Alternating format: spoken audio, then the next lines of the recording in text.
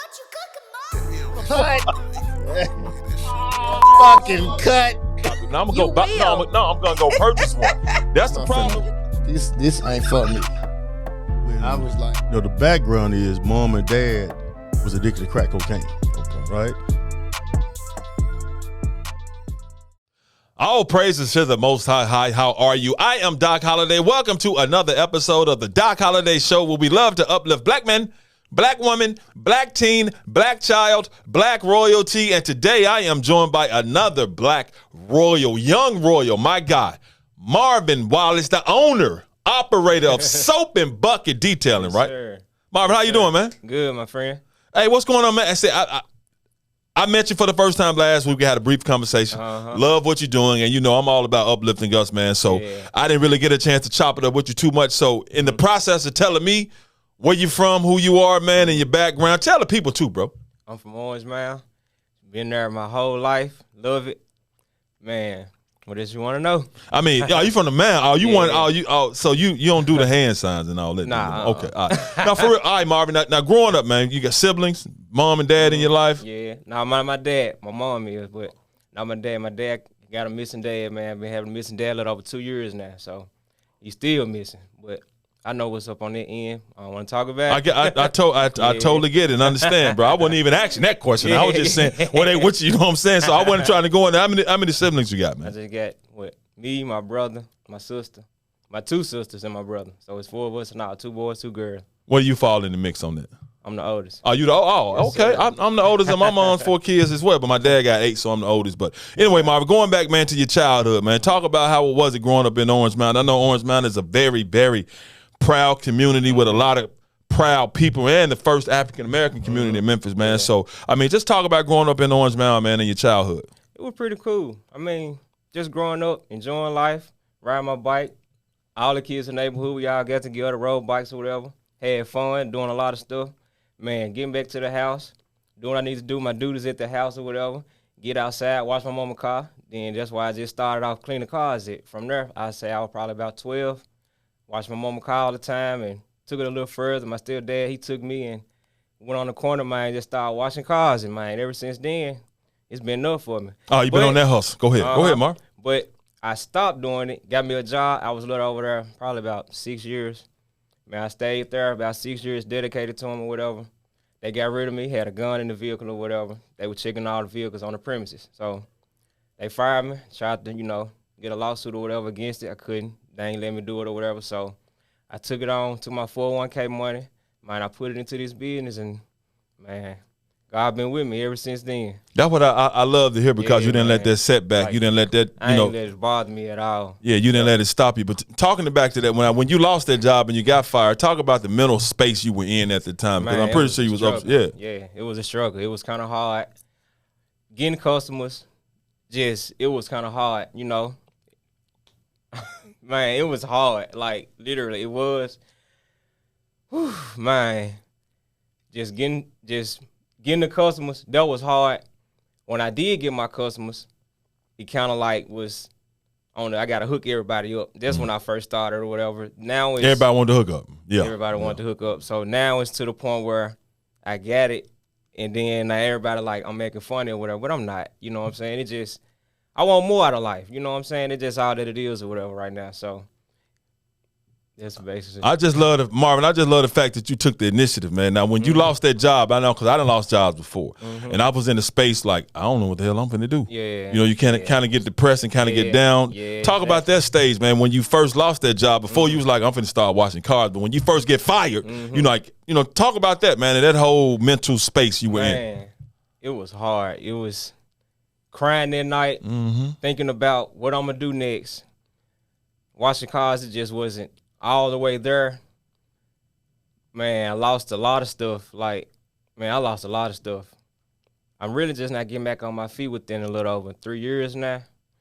I'm trying my best to get this house or whatever. That's all my main focus on right now, is just getting the house right now.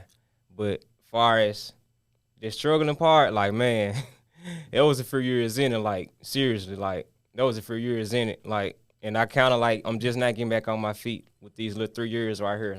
I'm just not getting back on my feet, but it was a struggle. Now, you talking about, lost a lot, material thing or just car? Apartment. Had to go back to my mama's house. Just a lot I had lost or whatever. Now I'm just really just getting back on my feet. And talk about how humbling that is, man, because when I left the job in Kentucky, I had to come back home, and I got this wife and kids, and I'm grown. You know, but I was basically homeless, got to come back home, so I'm staying over there with my dad and his family, and I'm feeling horrible. We laying on top of each other in an empty room. I was depressed as heck, man, so I'm pretty sure. How did you make it through those nights, and what was going on in your head? Man, I had to sit down and write a goal down, man. Ever since I did, I've been following through. I read it every day, follow through with it. That uplift me. That was enough for me. My dad, he uplifted me a lot, you know. My mom, she did or whatever.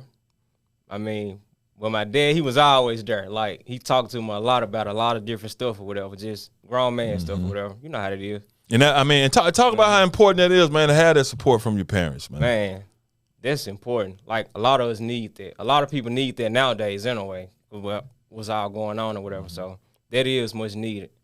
Now talk about, I guess, you know, the community and influences, because a lot of us have influences, man. We can either go this way or we can go that way. Growing up in the inner city, and I tell people that, man, because of course, yes, some of us do negative things, but this show is to show that it's a lot more of us doing positive things than it is doing negative things. But at the same time, growing up in Orange Mound, still the inner city community, you know, a lot going on, a lot of people doing a lot of different things, you know what I'm saying? So how did you stay away from the crowd that you know, because we all dope boys, you know, robbers, burglars, lay it down. I grew up with them too, you know what I'm saying? So how did you maneuver your way through those situations and those circumstances, stay away from those groups? Man, that was kind of hard, being that I was having to be around. That's how I was making my money, being around that crowd. Now, you weren't just making your money just being around them now. You know what I'm saying? I got you. Okay, go ahead. Say no more. Say no more. Say no more. Go ahead, Marvin. Just, man, it was hard. Like, it literally was. It was hard. I tried my best to, you know, to stay away from that or whatever, the negative side. I tried my best. What it was, I had got a phone call. That phone call kind of like was the phone call that I needed or whatever. It was with doing some business on another side of town. And when I started doing this, like, business it just grew from there. Like, it just grew. So it got you out of the street part of the street life. It went from there. Yup. And that just, I mean, and just doing that business and being in the street life, but still coming up out of it, man. I'm pretty sure you still have partners like, look, bro, you know what I'm saying? Let's do this. You know what I'm saying? So, because I had to fight those influences as well. But luckily for me, even cousins I had that was doing things and good friends, it came to a point in time, you know, they were like, dog, you can't come around here no more, bro. Not that I don't love you, it's because I do love you. You can't have nothing to do with this. So how were you able to be like, you know, boss man, I ain't on that track no more? Yeah.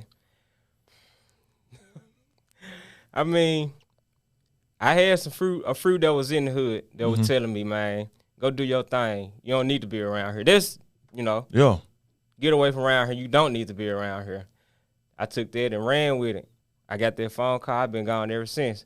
But I still be through my hood, you know. Yeah. They're my people. I always going to be my people. Once I grow this business a little more, I want to take back and give back to my hood. You know what I'm saying? Yeah. Because there's a lot of people still around there that's struggling or whatever. It's still a lot. No doubt about it. Now, how old are you, Mar? 33. That's what I'm talking about, man. You about 17, 18 years old around here, man. But you're still young, man. I love the initiative, you know, and the drive that you have. I mean, you want to share that phone call? You done brought it up a couple of times, man. Phone call with who? I mean, what was it about, bro? I mean, do you want to share it? Or you just, I mean, you ain't got to, bro. You know what I'm saying? You can just tell me, though. You ain't nobody. You just tell me. Man, it was a company that called me. Yeah. Okay. It was a guy. He met me in traffic. It was a guy, he was like, man, I got a free vehicles or whatever that, you know, that we need cleaning or whatever. Man, I took me and 3 other guys, get up there. I thought it was just something that he was just talking on. I get up there, it's like 40-some vehicles. And it was an every 2-week thing. Man, we knocked it out in like 2 days. And it was locked in for a little over 2 years. I'm talking about, and it just went from there. Like with business-wise, they shot me out like, and I grew ever since then. Since that day, I've been growing ever since then. And you been, how long you been soaping buckets? How long for now? I've been probably about a year. But I changed my name, though. It was looking good, Mobile Detailer. I changed my name. I've been doing it in all about 8 years now. Now talk about, you know, your first beginnings when you're like, okay, got fired from a job. I'm finna go and put my all into this, you know, car washing and mobile detailing. Talk about, you know, the first vehicle, just getting started, man. I had a Ford Explorer. I had a trailer. My stepdad let me get his trailer. I got his trailer. I put all my stuff on the back of it or whatever, and I went from there. That was kind of hard. Getting up every morning, got to go to my mom and them house. And I got to move 4 vehicles just to get my trailer. That was hard. I used to have my rushing times or whatever, what I wasn't supposed to be rushing. I rushed one time, filled up my water jug, and the trailer fell. The neck of it fell, and it fell on my foot. Man, that was like another down for me. I was out probably about a little over a week. Mm-hmm. So I couldn't make no money. So that was another setback. Man, I just called around what all I need to do, this and that or whatever. Got over that phase right there. Got back up, got back on my grind. A lot of people waited on me. That's all I was ever wanting. You know what I'm saying? I don't want nobody to go nobody else. I don't like that. You know what I'm saying? I just like my dedicated people. I love it. Yep. And now I guess that's part of you taking your 401k and is that what you did? You just kind of talk about that. You just took that and said, I'm going to invest in myself. Took that man. and invested it into that. Gave my mama a little something. You know, I mean, gave your mama a little something. Yeah. Gave my mama a little something, man.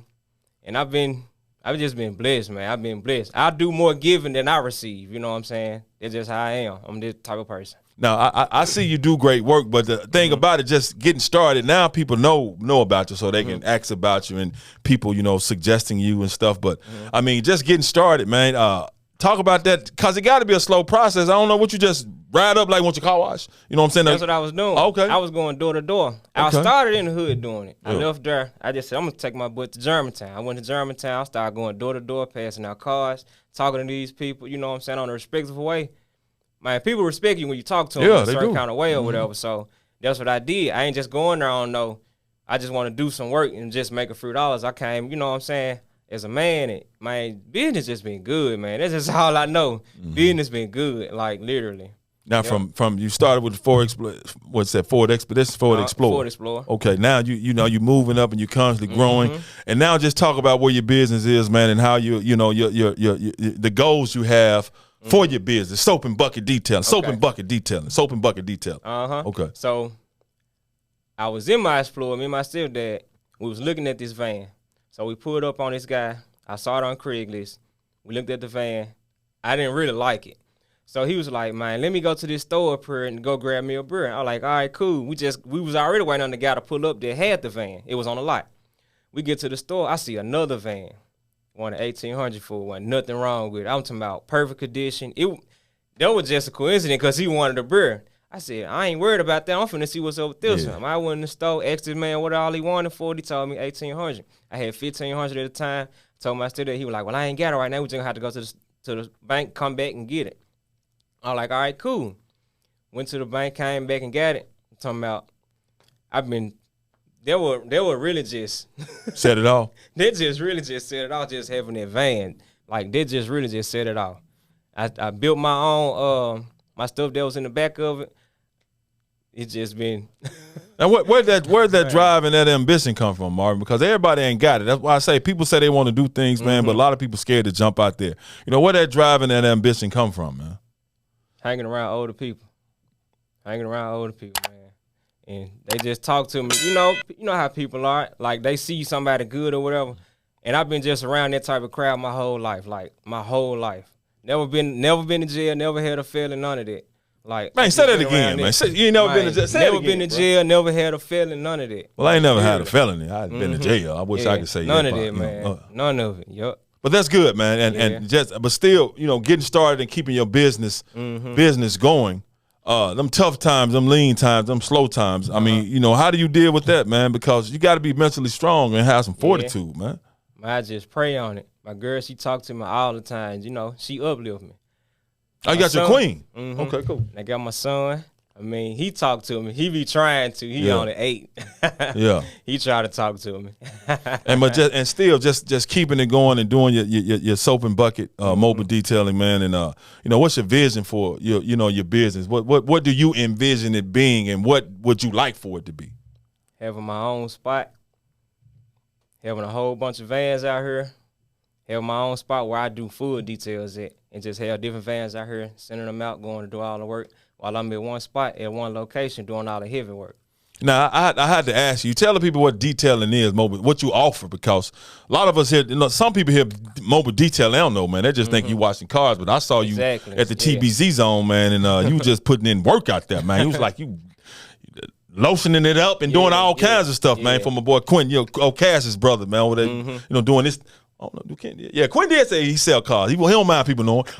You had it looking good, man. So just explain the services you provide, bro. I provide cleaning carpets, cleaning seats, headliners, cleaning the engine bay, door jams. It's more than just washing a car. It's a lot of people out here that wash cars, a lot of people out here detailing cars, but the washing cars, they're just some quick money. Detailing cars, you got to take your time. You got to charge a little more than what normal people would charge or whatever. And I do paint correction. So that's another uplift. I just started doing that like the beginning of this year. So there's a whole nother ball game there. All praise to the motel. Detailing, why that cost more, man? Take more time. What you gonna? It take more time. You do more than what a normal person would do on the regular car washing. Paint correction. If the paint on it is like faded, all I do, I sand the whole car down, go back over it, buff it, go back over it, wash it again. Then I gotta wax it. Then I gotta buff it again, wax it. Then I gotta put ceramic coating on it. That's a big process. It's like painting a car.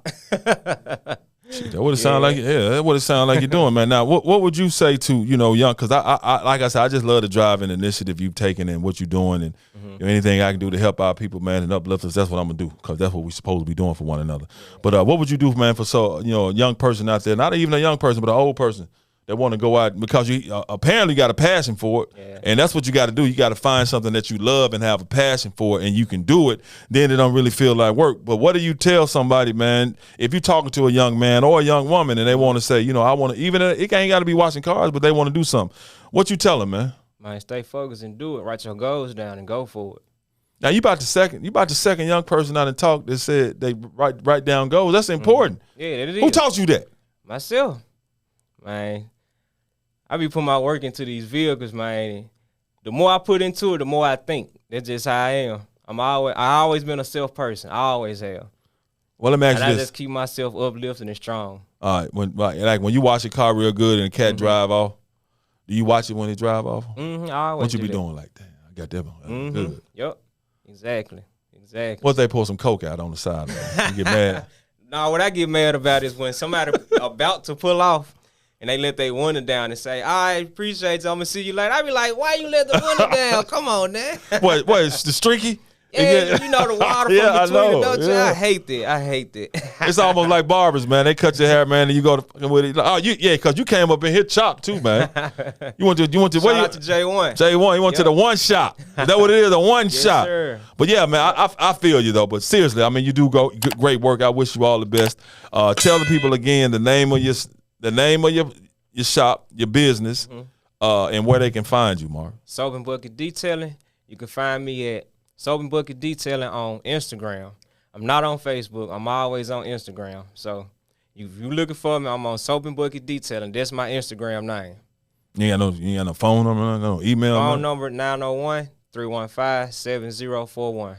That's a personal phone or the business phone? Business. Okay, you got two. Yep. I don't want your ass getting in no trouble now. Oh, no. The phone ringing. That's the business. Why your girl like, I don't want to ask you a damn lie. I don't want to hear that. But no, man, it's a pleasure meeting you. It's a pleasure talking to you, and I know you're going to inspire some people, man. Because just speaking, when I saw you, I was like, okay, oh, that's just. I mean, I saw you out there working. But I do one last time, and I just. It's important for people to know, man, that you're gonna hit tough spots.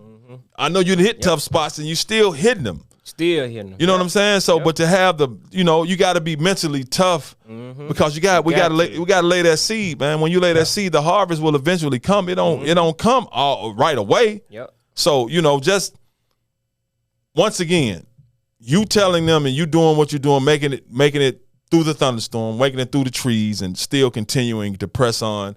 I'm pretty sure that's the message you get to the folks. Yes. Anything else you want to add, Marvin, before we get up out here? Soap and Bucket Detailing. No, sir. You sure, man? That's it? I'm positive. Y'all can contact me I'm the best in this city. I'm the best, and I love it. Yeah, I got a passion for it. Yeah, okay, hold on. Yeah. I'm glad you said that now because I had to ask a young fella we had. You said he was IT. I'm just saying, man. Why would I call soap and bucket detailing, bro? Why would you call? Why would I call? Man, I can go out there and wash my own car. Exactly. So, but why would I call soap and bucket detailing? When I touch it, I'm telling you, you gonna love it. Okay. You gonna love it.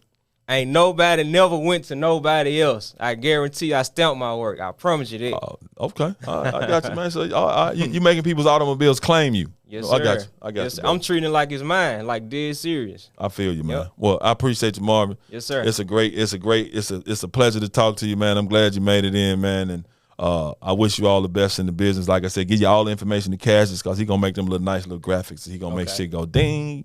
Dude, I'll be watching this shit. I'll be like, damn, how this I mean, I know how to do graphics, but anyway, man, that's going to do it for this episode of the Doc Holliday Show where we love to uplift black men, black woman, black teen, black child, black royalty, had another black royalty. Until next episode of the Doc Holliday Show.